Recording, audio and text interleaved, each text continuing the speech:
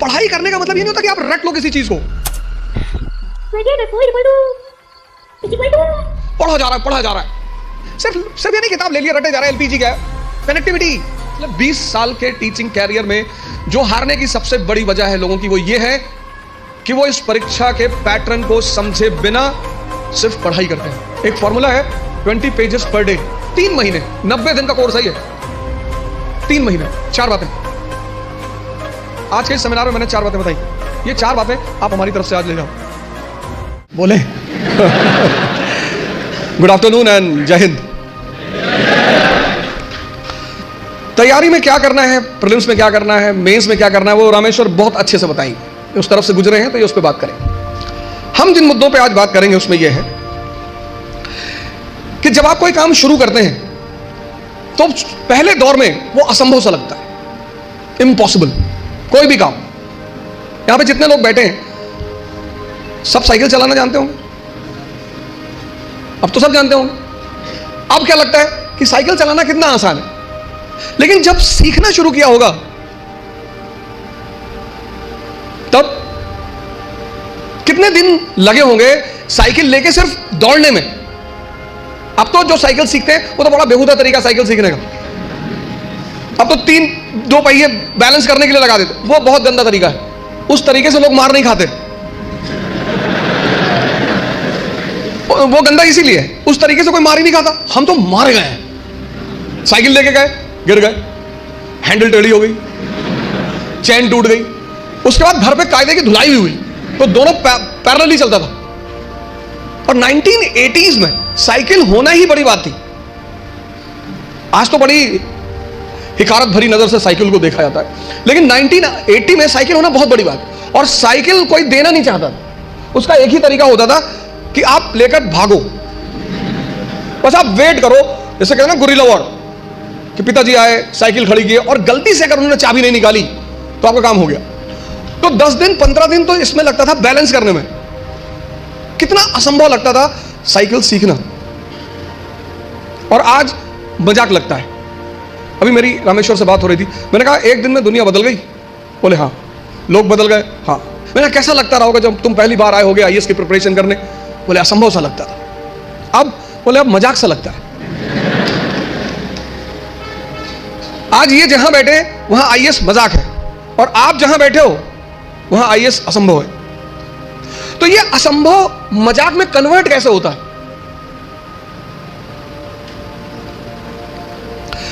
एक लड़के ने, उसकी गर्लफ्रेंड की शादी हो रही थी। अरे हो जाती है यार शादी इसमें इतना। तो उस लड़के ने अपनी गर्लफ्रेंड से कहा कि कुछ निशानी दे दो जिसको मैं जिंदगी भर अपने पास रखूं। तो उस लड़की ने अपनी एक जूती निकाली, दे दिया। लड़का उस जूती को लेके गया सुनार के पास, जो सोने वगैरह का काम करते सुनार, उनके पास गया। उसने कहा कि इस जूती को चांदी के फ्रेम में बना दो। सुनार ने कहा अच्छा, कल शाम को आके ले जाइएगा। दूसरे दिन लड़का गया तो सुनार ने उसको चांदी की फ्रेम में जूती को बना के एकदम बाकायदा ला के लड़के के सामने प्रेजेंट किया। उसने कहा साहब, लड़के से हाथ जोड़ा, कहा साहब। बोले हाँ। बोले ये किस पीर औलिया की जूती है? तो बोले ये किसी पीर औलिया की जूती नहीं है, ये मेरी गर्लफ्रेंड है, उसकी जूती। सुनार ने जूता निकाल के 3-4 जूता मारा। तो बदतमीज कहेंगे। लड़के ने क्या हुआ? कहा कल से मेरा पूरा खानदान इसको 20-20 बार चूमने जा रहा है कि किसी औलिया की जूती, औलिया की जूती, औलिया की जूती।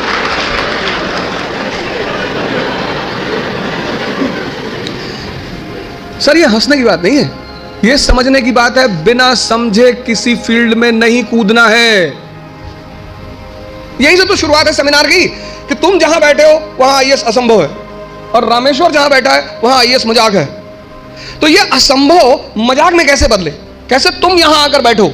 उसका पहला सूत्र यही है कि जिस फील्ड में भी कूदना चाहते हो पहले उसको समझो, वो क्या है, उसमें क्या करना पड़ता है, उसके स्टेजेस क्या क्या हैं, कितना समय लगता है। दुनिया में असंभव ही मजाक बनते हैं, और ऐसे सामान्य हम इकरा की एक बहुत अच्छी अदा रही है, हम हमेशा उस एस्पिरेंट को कॉल करते हैं जिसने वो असंभव को मजाक बनाया हो। सैफिन भी आया था, उसने भी असंभव को मजाक ही बनाया था। सामान्य, अति सामान्य परिवार, अति सामान्य, सामान्य भी नहीं, अति सामान्य। सामान्य में तो कम से कम आपको खाना मिल जाता है, माँ बाप कुछ पैसे भेज देते हैं। अति सामान्य, खाने का पता नहीं मिलेगा कि नहीं, पिताजी महीने में कितना पैसा भेजेंगे। अति सामान्य, अति सामान्य व्यक्ति के लिए लड़ना बहुत बड़ी बात होती है। लड़ना तो सबको है, लेकिन जो अति सामान्य, पहला सूत्र यह है कि जिस भी फील्ड में कूदना है, बात समझ में आ रही ना, जिस भी फील्ड में कूदना है, जहां भी जाना है, जिसकी भी प्रिपरेशन करनी, साइकिल है प्रिपरेशन। आज तुम्हें साइकिल चलाना मजाक लगता है। आज जब तुमसे कोई कहता है कि भैया साइकिल चलाना सीखना है, तुम कहता है अरे यार साइकिल में क्या है। अब तुम्हारे लिए क्या है ना, लेकिन वो जो पहले दिन लेकर चलेगा। तो पहला सूत्र जो मैं देखता हूं, मैंने बहुत सारे लड़कों को देखा पिछले 20 साल के टीचिंग कैरियर में, जो हारने की सबसे बड़ी वजह है लोगों की, वो ये है कि वो इस परीक्षा के पैटर्न को समझे बिना सिर्फ पढ़ाई करते हैं।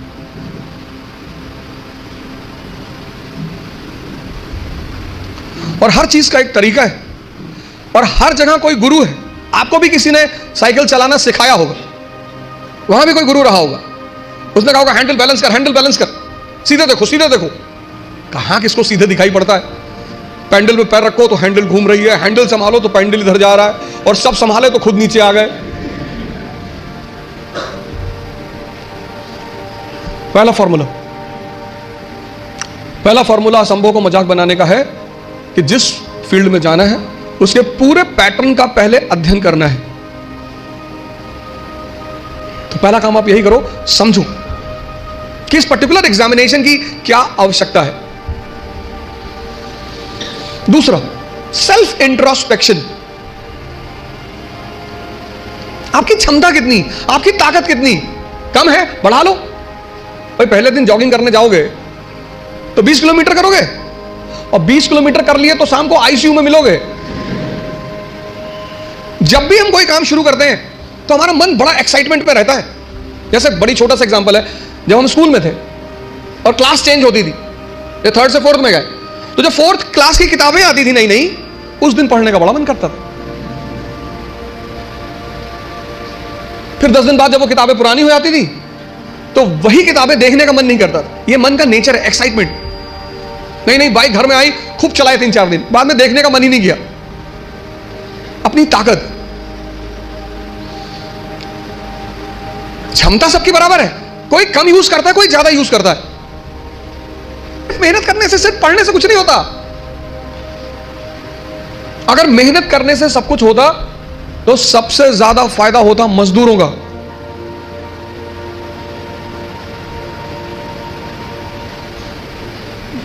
और राजा भी मेहनत करता है, मजदूर भी मेहनत करता है, मेहनत दोनों करते हैं। राजा की मेहनत छिप जाती है। क्यों छिप जाती है? क्योंकि वो फॉर्च्यूनर में चल रहा होता है, तो लोग उसकी मेहनत नहीं देख पाते, उसकी फॉर्च्यूनर देखते हैं, उसका कपड़ा देखते हैं, उसका घर देखते हैं। इसलिए राजा की मेहनत दिखाई नहीं पड़ती, लेकिन मजदूर की मेहनत दिखाई पड़ती है। मेहनत दोनों करते हैं। फर्क क्या होता है? एक बिना सूत्र के करता है, बिना फॉर्मूले के करता है, कुछ भी करता है। आज ये किताब खरीद लाया, कल वो किताब ले आएगा, फिर एनसीईआरटी ले आएगा, पढ़ा जा रहा है, पढ़ा जा रहा है। सदाशिव पेट में खड़ा है या चाय की दुकान पे, किसी ने कह दिया पॉलिटी की नई किताब आई है, तुरंत देखेगा, अच्छा कौन सी भाई साहब? पता लड़कों ने बता दी कि ये किताब, गए बाजार से किताब लिया। मजदूर का अप्रोच नहीं है। मेहनत तो करना ही है, वो उस पर तो बात ही नहीं करनी। मेहनत तो करना ही नहीं, मेहनत पे तो सॉरी बात ही नहीं करनी। बात करनी है मेहनत के अप्रोच पे। क्षमता सबके पास है। ये 2 पेट हैं, मैं बार बार कहता हूं, एक पेट ये, एक ये। तो अगर ये 4 रोटी हजम करता है और पहले दिन तुमने इसे किसी दिन 15 रोटी दे दी, वॉमिटिंग शुरू। जितने लोग तैयारी शुरू करते हैं, मैंने देखा शुरुआत में इतना पढ़ना शुरू करते हैं, पहले दिन से 10 घंटा 15 घंटा आराम से, आपको पता नहीं, आपको लगता नहीं कि ये पेट है ना, हजम करना होता है, सिर्फ अंडरलाइन करना नहीं होता। मैंने 98% स्टूडेंटों को देखा है, वो किताब को अंडरलाइन करने को पढ़ाई मानते हैं। इस हॉल में कितने लोग हैं जो न्यूज़पेपर नहीं पढ़ते हैं? नहीं पढ़ते, नहीं पढ़ते। सारे लोग न्यूज़पेपर पढ़ते होंगे, दो चार होंगे जो अभी नहीं पढ़ते होंगे, बाकी सारे लोग पढ़ते हैं ना, है ना। अभी जापान के एक नेता है शिंजो अबे, उनकी हत्या हुई। उनकी पॉलिटिकल पार्टी का क्या नाम है? हाँ?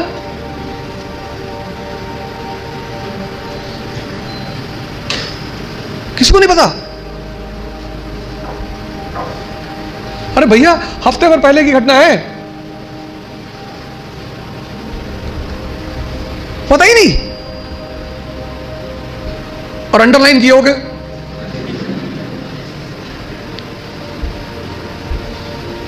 कितनी बड़ी, कितनी, एक लाइव एग्जांपल देखो।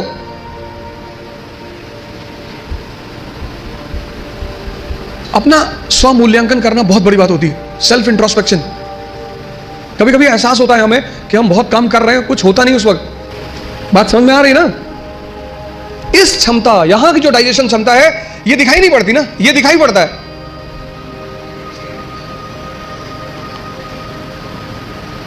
ये पेट दिखाई पड़ता है, ये पेट दिखाई नहीं पड़ता। अब ये क्षमता विकसित, स्ट्रॉन्ग कैसे होगी? बड़ा प्यारा फॉर्मूला, सेकंड फॉर्मूला। क्षमता बढ़ानी है मन की, हजम करने की, बहुत प्यारा, जो कि फिर 98% लोग नहीं करते। तुम बिना सोचे पढ़ सकते हो, तुम बिना सोचे पढ़ सकते हो, बिना सोचे लिख नहीं सकते। एक फॉर्मूला है 20 पेजेस पर डे, आप लिखिए। आप किसी भी कोचिंग जाते हैं, कहीं भी जाते हैं, कोई टॉपिक खत्म होता है, उस टॉपिक को आप कम से कम 5 बार लिखिए। आप पढ़ने की आदत छोड़िए, लिखना शुरू करिए।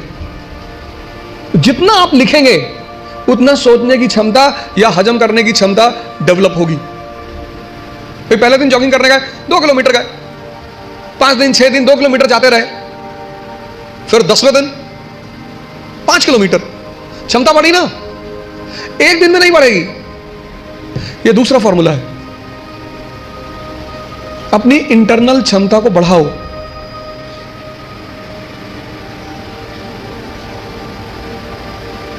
नहीं बात क्लियर हुई? हाँ? कितने लोगों को इस बात का वो रहता है, मुझसे बहुत सारे लोग मिलते हैं, सर हमें कुछ याद नहीं रहता। आपने हजम ही नहीं किया। मूवी आपको पूरी याद रहती है ना, नॉवेल पढ़ा आपने, पूरी याद रहता है, पूरा नॉवेल, एक एक लाइन, एक एक कैरेक्टर याद है। ये क्यों नहीं याद है? क्योंकि आपने हजम करने की कोशिश नहीं की। ये दूसरा फॉर्मूला, अपनी इंटरनल कैपेसिटी को पहचानो। यही तो है सेल्फ इंट्रोस्पेक्शन। और अगर वो कम है, बढ़ा लो। 3 महीने, 90 दिन का कोर्स है ये। 3 महीने 3 महीने अगर 20 पेजेस लिख ले गए तो तुम बिलीव नहीं करोगे कि तुम्हारे सोचने की क्षमता कितनी डेवलप हो जाएगी, हजम करने की क्षमता कितनी डेवलप हो जाएगी। ये दूसरी चीज, अपना मूल्यांकन, अपनी ताकत को समझना कि मेरा पोटेंशियल लेवल क्या है। क्लास खत्म हुई, आप घर गए, आप जो 2.5 घंटा पढ़ा है उसको रीराइट करने की कोशिश करो। संभावना है कि आप सिर्फ 30% लिख पाएंगे, शायद। कुछ लोग तो 10% भी नहीं रिकॉल कर पाते। तो पहला काम क्या करना है? एग्जामिनेशन पैटर्न को समझना है। ये क्या है, कैसे है, पहला चरण क्या है, दूसरा चरण क्या है, तीसरा चरण क्या है। दूसरा क्या करना है? सेल्फ इंट्रोस्पेक्शन करना है। सेल्फ इंट्रोस्पेक्शन करो। दूसरा काम, अपनी क्षमता को पहचानो। अगर कम है, अगर तुम 2 किलोमीटर सिर्फ वॉक कर सकते हो एक दिन में, कोई बात नहीं, उसको 25-30 किलोमीटर तक पहुंचाओ। इन सब लोगों ने यही किया, अपनी क्षमता को पहचाना, सेल्फ इंट्रोस्पेक्ट किया, उसमें को बढ़ाया। हम जब तैयारी करने आए थे, हमको कुछ नहीं आता था।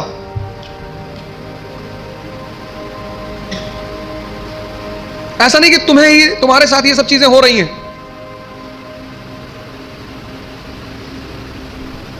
तो पहली बात, पहला काम क्या करना है?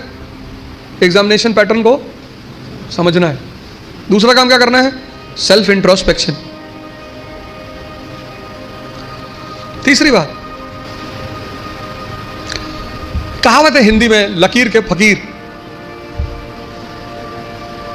मतलब उनको एक ट्रैक पे रख दो, वो उस ट्रैक से कभी हटेंगे ही नहीं। उतना ही करेंगे जितना बताया जाएगा, उतना ही बोलेंगे जितना कहा जाएगा।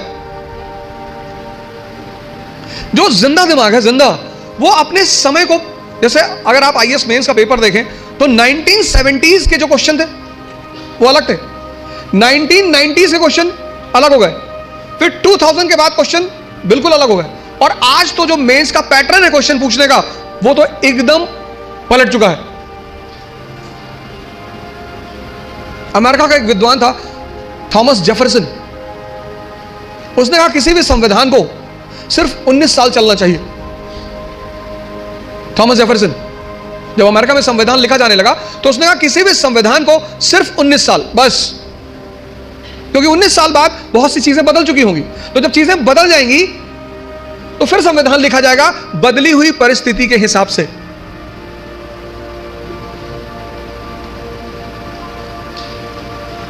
गावस्कर किसी जमाने में क्रिकेट के सुपरस्टार थे। गावस्कर को रिप्लेस किया सचिन तेंदुलकर ने, सचिन तेंदुलकर को रिप्लेस किया विराट कोहली ने। अब विराट कोहली को भी कोई रिप्लेस करेगा। समय की जो सबसे बड़ी चीज है वो है change. Change is the law of nature. और जो चेंज को नहीं समझेगा, सिर्फ पढ़ाई करने का मतलब ये नहीं होता कि आप रट लो किसी चीज को। तीसरी सबसे बड़ी चीज ये है कि तुम्हारी जो समय है, सिचुएशन, परिस्थिति, इकोनॉमी, सोसाइटी, पॉलिटी, और सब इंटरकनेक्टेड है। स्कूल में हम क्या करते हैं? सबको सेग्रीगेट करके पढ़ते हैं, अलग अलग, लेकिन सिविल सर्विस में सब एक दूसरे से जुड़े हुए हैं।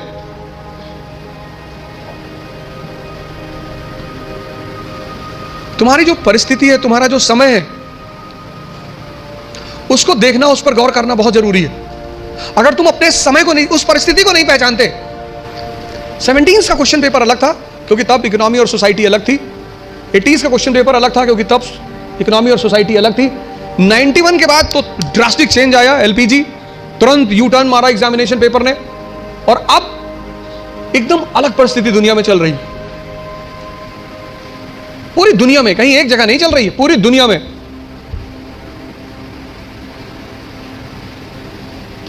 ये तीसरी चीज है, अपना समय। सिर्फ ये नहीं किताब ले लिया रटे जा रहा है, एलपीजी क्या है, connectivity. Bharat unity in diversity का देश है, आज से नहीं, प्राचीन काल से।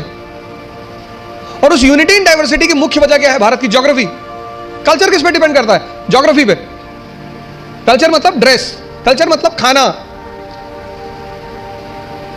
कश्मीर का हिंदू और तमिलनाडु का हिंदू, दोनों के ड्रेसिंग सेंस अलग अलग होंगे क्योंकि दोनों की ज्योग्राफी अलग अलग है। गुजरात का मुसलमान और नॉर्थ ईस्ट का मुसलमान, दोनों का ड्रेसिंग सेंस अलग अलग होंगे। और खाना भी अलग अलग होगा। तो अशोक को, जैसे आज हिंदू मुस्लिम ईसाई के बीच तनाव है, ऐसे अशोक को बुद्ध, ब्राह्मण और जैनों के बीच तनाव का सामना करना पड़ा। और टेंशन चाहे फैमिली में हो या राष्ट्र में, विनाश करती है। जो तुम आज सिचुएशन देख रहे हो, ये सिचुएशन अशोक के सामने भी थी। तभी तुम उसे द ग्रेट कहते हैं, जिसको समझ में आ रहा हो। और फिर वो धम्म की नीति का प्रतिपादन, पॉलिसी ऑफ धम्म, और उस पॉलिसी ऑफ धम्म में वो कहता है सार वृद्धि, कि प्रत्येक व्यक्ति को हर धर्म के बेसिक सिद्धांत को समझना चाहिए। और किसी भी धर्म का बेसिक सिद्धांत, वो चाहे इस्लाम हो, चाहे हिंदुइज्म हो, चाहे क्रिश्चियनिटी हो, बेसिक सिद्धांत किसी भी धर्म में कोई अंतर नहीं है।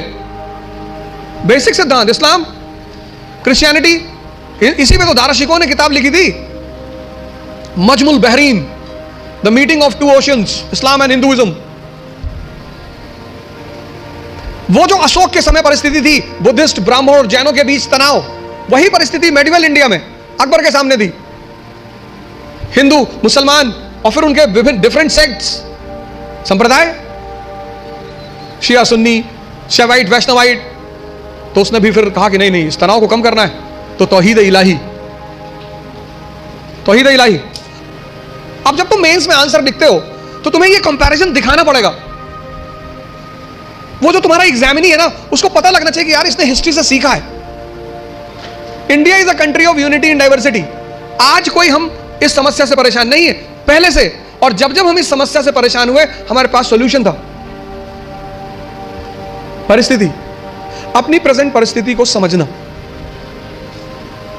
राष्ट्र की आर्थिक स्थिति, economic condition, social condition, political condition, cultural condition,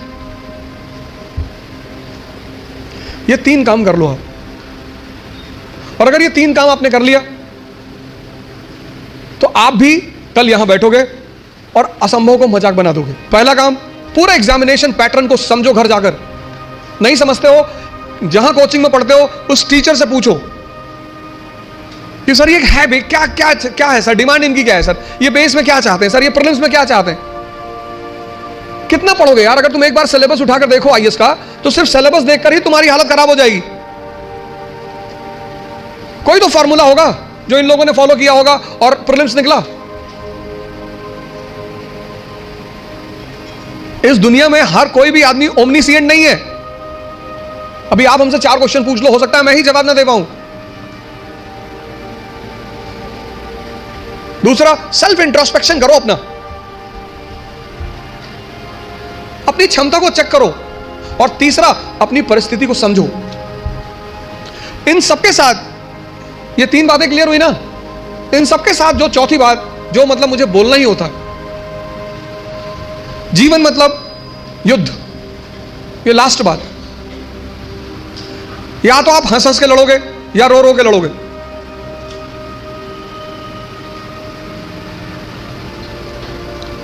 जीवन मतलब युद्ध। 2 लोगों के जीवन में कोई लड़ाई नहीं है।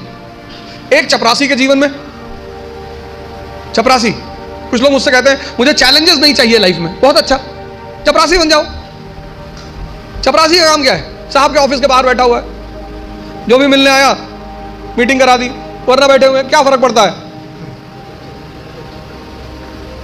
और वो भी चपरासी अगर ब्यूरोक्रेसी का है, जुडिशरी का है। भाई राजा से मिलने के लिए जो सबसे अहम आदमी होता है वो यही लोग होते हैं, यही इंफॉर्मेशन देते हैं। साहब कितने बजे आते हैं, साहब कितने बजे आते हैं, कहां जाते हैं, गोल्फ खेलने कहां जाते हैं।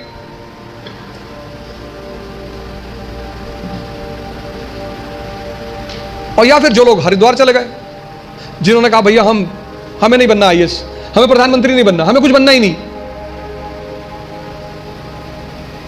आज आप गेरुआ पहन लो, आज आपके जीवन की सारी चुनौती खत्म, क्योंकि आपने मान लिया कि आप इस जीवन की लड़ाई में शामिल नहीं हो।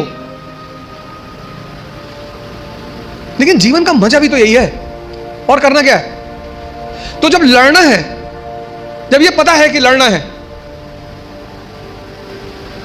युवा मतलब शक्ति। भारत आज एक दुनिया का ऐसा देश है जिसके पास सबसे ज्यादा युवा हैं। और भारत आज दुनिया का एक ऐसा देश है जिसके युवा सबसे ज्यादा डिप्रेशन में है। और जीवन की लड़ाई में 2 ताकतें बहुत काम आएंगी, एक मन की और एक शरीर की। तुम जब भी ऊपर उठोगे तो ये ग्रेविटी तुम्हें नीचे खींचेगी ना, ऐसा समाज की ग्रेविटी है।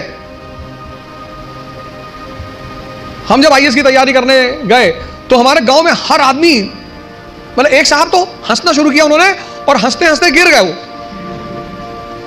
उन्होंने हमसे पूछा दिल्ली क्यों जा रहे हो? अब मेरा दिमाग खराब था, मैंने कह दिया मैं आईएएस की तैयारी। बोले आईएएस? फिर वो हंसने लगे और हंसते हंसते वो गिर गए। और उस हंसी का इतना रोल रहा मेरे जीवन में, मतलब उस हंसी ने मुझे एकदम मजबूत कर दिया था कि अब आईएएस ही बनना है। उस दिन मुझे एहसास हुआ कि महाभारत क्यों हुई। आपको कोई डांट दे उतना बुरा नहीं लगता, आपको कोई भगा दे बुरा नहीं लगता। जब लोग हंसते हैं ना तब बहुत दर्द होता है। लेकिन मेरे पिताजी ने मुझसे कहा कि आईएएस प्रधानमंत्री बनने वाले आदमी। अरे मैंने कहा यार क्यों चढ़ा रहे हो फालतू में, भगवान का आशीर्वाद से आज भी हमारे साथ हैं। और मैं अगर उनसे कोई भी बात कहता हूँ तो तुम्हारे लिए तो कल ही कर लोगे। मैंने कहा सोच रहा है हवाई जहाज खरीद लो। अरे ने कहा भैया जी लेने दो। लेकिन उन्हीं की वजह से मतलब आज जहां भी मैं हूं उसमें सबसे ज्यादा योगदान मेरे पिताजी का है।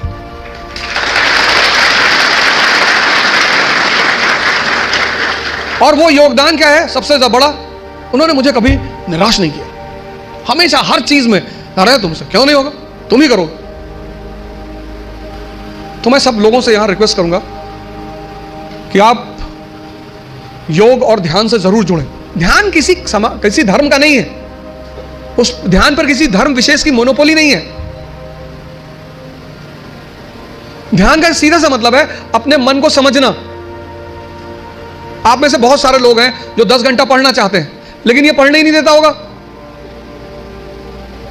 तुम्हारी जीत किस पर निर्भर करती है? अगर इससे तुम्हारी दोस्ती हो गई और तुम जो करना चाहते हो उसमें ये तुम्हें सपोर्ट करने लगा, या तुम उठे सुबह, तुमने डिसाइड किया कि आज मैं 4 घंटे पढ़ूंगा और तुम्हारा मन तुम्हारे साथ बैठ गया और 8 घंटे बीत गए तुम्हें पता ही नहीं चला, वही तो ब्लेसिंग है।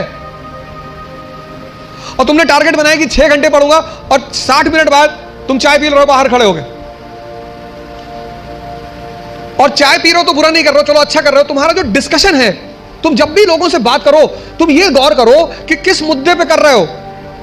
सुष्मिता सेन शादी कर रही है,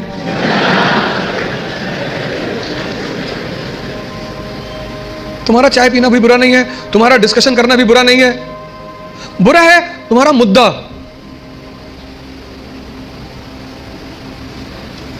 चलो बाहर निकल ही आए, बात कर रहे हो, कोई बात नहीं, तो किसी ऐसे मुद्दे को उठाओ जिससे, और डिबेट का मतलब झगड़ा नहीं, डिबेट का मतलब एक्सचेंज ऑफ इंफॉर्मेशन।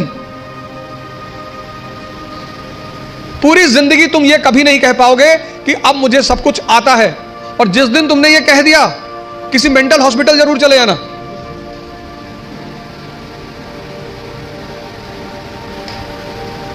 अपने आप को ताकतवर बनाओ, फिजिकली और मेंटली, क्योंकि यही ताकत तुम्हारा उत्साह बनेगी। मुझसे लोग पूछते हैं उत्साह कहां से आता है? शक्ति से। ये जो एंथुजियाज्म है, ये जो कॉन्फिडेंस है, ये ताकत का खेल है। अपनी पढ़ाई के साथ जिस चीज को तुम निगलेक्ट करते हो, जो निगलेक्ट करते हो, तो उसमें ध्यान ही नहीं देते, वो चीज है तुम्हारी पर्सनैलिटी।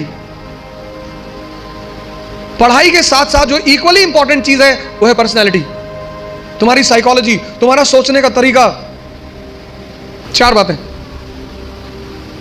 आज के इस सेमिनार में मैंने 4 बातें बताई। पहला, पैटर्न ऑफ एग्जामिनेशन। दूसरा, सेल्फ इंट्रोस्पेक्शन। तीसरा, सिचुएशन। और चौथा, पर्सनैलिटी। ये 4 बातें आप हमारी तरफ से आज ले जाओ। बाकी तो एग्जामिनेशन पैटर्न पर रामेश्वर अच्छा बोलेंगे, आप इनसे ज़्यादा सवाल करिएगा।